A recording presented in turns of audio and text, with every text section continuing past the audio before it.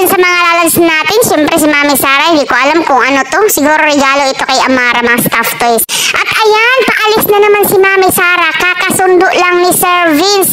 Ayan, paalis na naman, no? Grabe, back to back flight ang Mami Sara natin. Mukhang pagod na yan, pero at least hindi yan mapapagod kasi hinatid ni Amara. Diba? Anak lang ang katapat ng pagod natin. Totoo yun, diba? At ayan si Miss Jubes, nasa neighborhoods pa. Makati. Makati ba to? Wow. At, hala, nag-disco na si Miss Jubes. Naku, mukhang may pagbibigyan ng flower na ito. Kaya, biniblink-blink niya. Ay, nakakasira ng mata yung ano niya. Ilaw sa bulaklak. Wow, wala kasing ganda. Tulad ng ating Mami Sara. Napakagandang bulaklak ni Mami Jubes. At syempre, yung mga pusa, sabi ni Sir Vince, parang tao din sila, nag-uusap-usap din.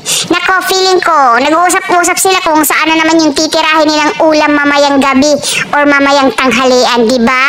At ang baby Amara natin, ayan, nag-shopping, binigyan ng stuffed toys ng daddy niya at may kiss pa. Uy, ang sweet naman sa daddy, may kiss pa. Talaga namang hindi na nahiya tong batang to. Go na go. At akayan si Papa Jan naman. Oh, talagang mahilig talaga siya sumaya. Tingnan mo, siguro magaling talaga tong dance floor. Sa dance floor.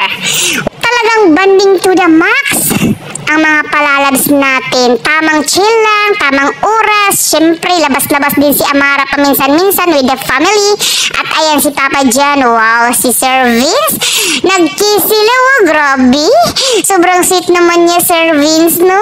Hindi ko alam bakit sweet si Amara. Mukhang lalanggamin na tayo, ha? Sa kaswitan overload, Amara. Yan, si Papa Jan na naman. At ayan, grabe, no? Sobrang sweet talaga. Wala akong masabi sa batang ito. Talagang nakakagiliw na nakakagigil. Yun po. Talagang super duper cute ang batang ito. Kaya love na love ng lahat. Okay? Lalong-lalo na ako. Naku, love na love ko yung batang yan. Kaya nai-immune ka kay Amara kapag makikita mo. Yung pasayaw-sayaw niya. Ay nako.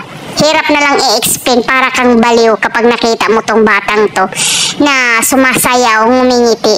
Siyempre, parang sumasayaw ka na rin at nakangiti dahil yung mahal na mahal mong bata, yung idol na idol mong bata, laging nakangiti at walang problema na dinadala. Siyempre, baby pa yan, walang problema. Ang problema lang yan pag nagugutom, umiiyak. Ganun. So, yun lang po yung update natin sa mga lalabs natin. Again, please subscribe Kabudi Mix Vlog. Bye-bye. Love you.